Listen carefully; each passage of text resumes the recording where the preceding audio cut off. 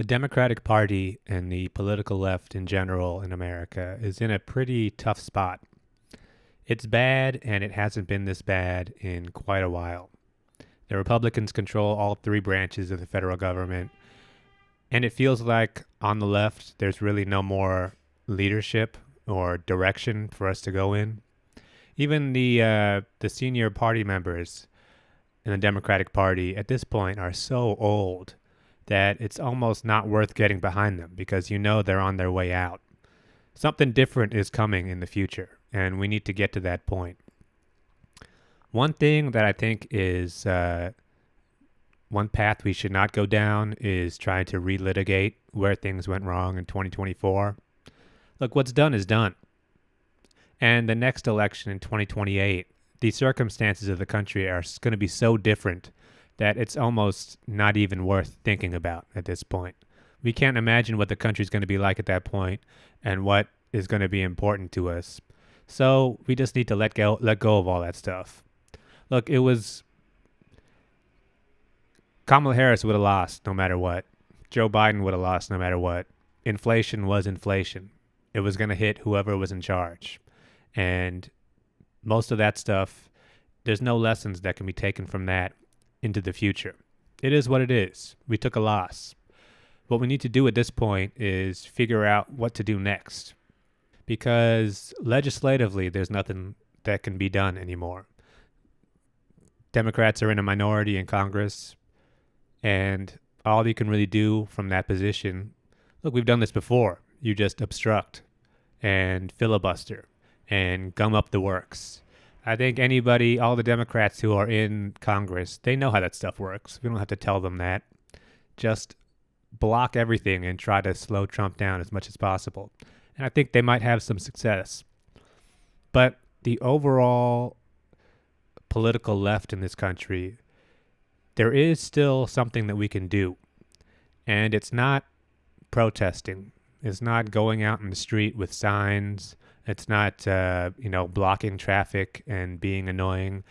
If you want to do that, you could do that. That's really more of a personal choice at this point. But that's not going to move the political needle.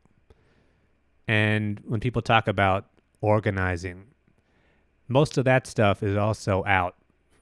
We're not standing on the street with a clipboard trying to get donations and signing up new voters and picket lines or something. That is what got us in this mess in the first place, thinking that sort of thing is actually going to change for anybody. What the political left in this country needs to focus on right now is complaining. We need to become complainers. That's how the political right came back into power in the last 4 years. I don't know if it was a conscious decision, if it was a top-down thing or somebody behind the scenes was talking about it, but they really figured out that they just have to complain, like a lot. The last 4 years, they have complained endlessly about every single price increase, inflation, all that stuff. Even when it wasn't logical, if you just complain enough, what ends up happening is that it soaks into the overall consciousness. Even if it's incoherent, just flooding the zone with negativity, it does add up over time. And what's weird about it is that it feels like it's useless. It feels like, oh, no one wants to hear from a complainer. And it's true, nobody does want to hear from a complainer. But when somebody complains enough and they're persistent about it enough and they stick to the message, eventually you just got to hear them out. And if you hear a complainer long enough, even if you disagree with them, eventually you start to think like that. Because, and I think this is an ironclad rule of the internet that we can all agree on at this point, negativity will always defeat positivity in the long run. The person who is the most negative and who sticks to that negativity and doesn't let go, they will win the argument. Just think about what it's like when you look at like a review for something online, Amazon or Google reviews or something. The negative review always is going to catch your eye.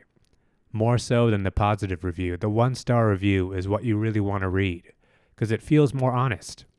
Even though you know at some level that this is like a crank, this is a crazy person who's just nitpicking some small issue.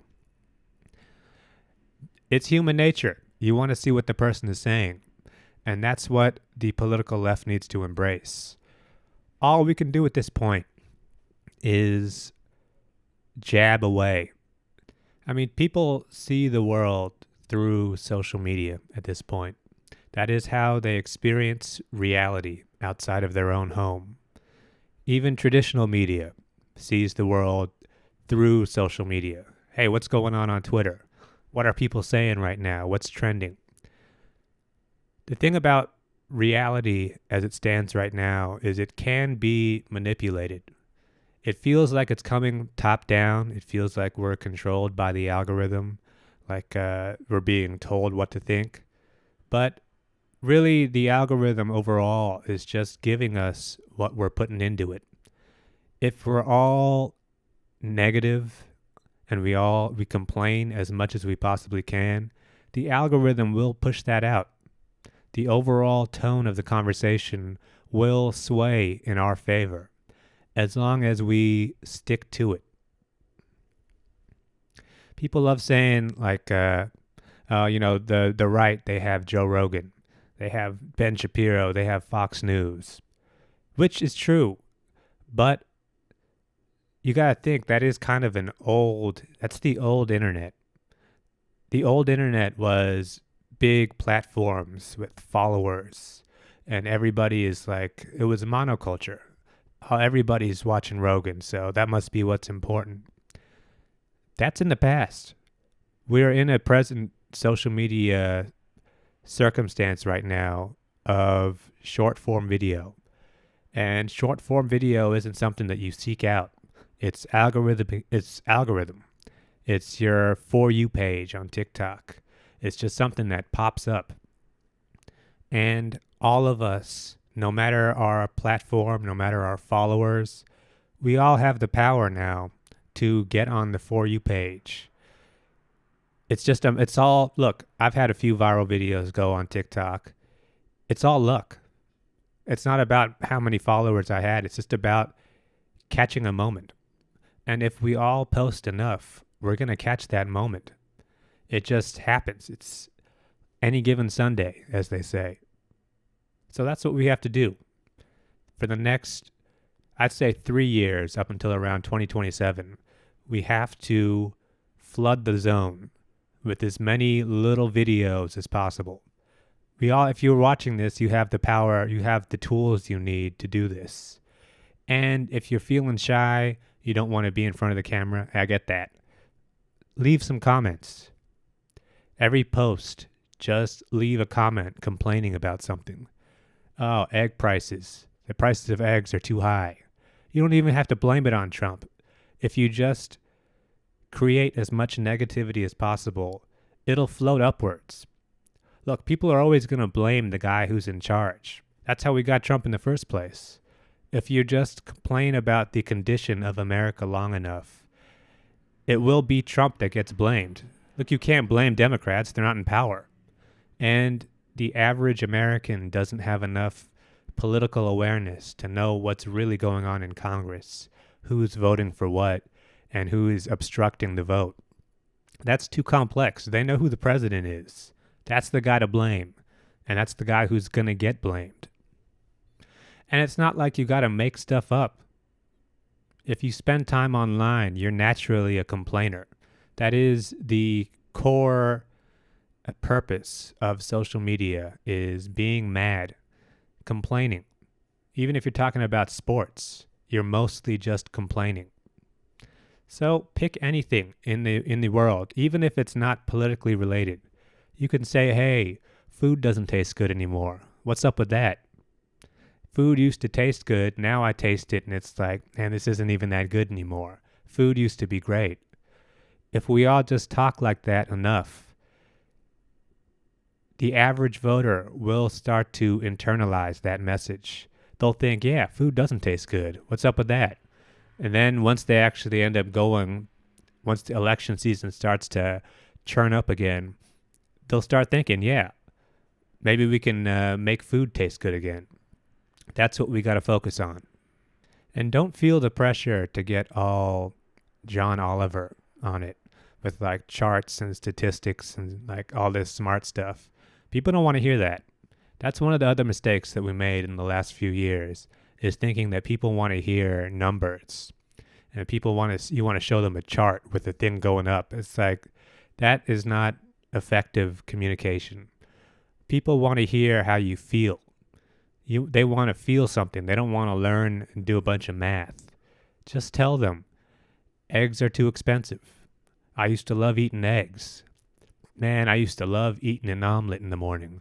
Remember omelets? You can't eat an omelet anymore, not with these egg prices. Hey, what's up with all this traffic? I can't drive down the street. It takes forever now. This country sucks. I mean, some people will say, like, we need to be we need to be helping people. We need to focus on materially changing somebody's life and providing solutions. That comes later.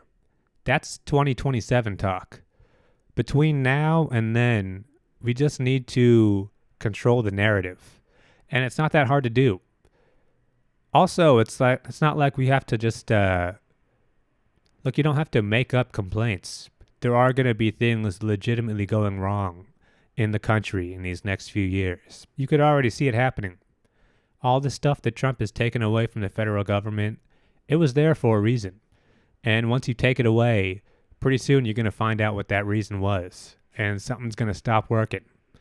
And we can use that to our advantage, because all we have to do is say, hey, this shit sucks now. You don't even have to say, vote for us, because that's implied. All you have to say is, this country is not going right. And if you say that enough, people will agree with you. Now, in 2027, I'd say early 2027, we're going to have an actual primary and go through the real political process again. Right around that time, I think that's when we shift gears towards actual policy talk and towards actually thinking about it. But until then, don't even stress out about who we should run and about who's going to be in charge. It doesn't matter. Focus on the right now. And the right now is the age of complaint.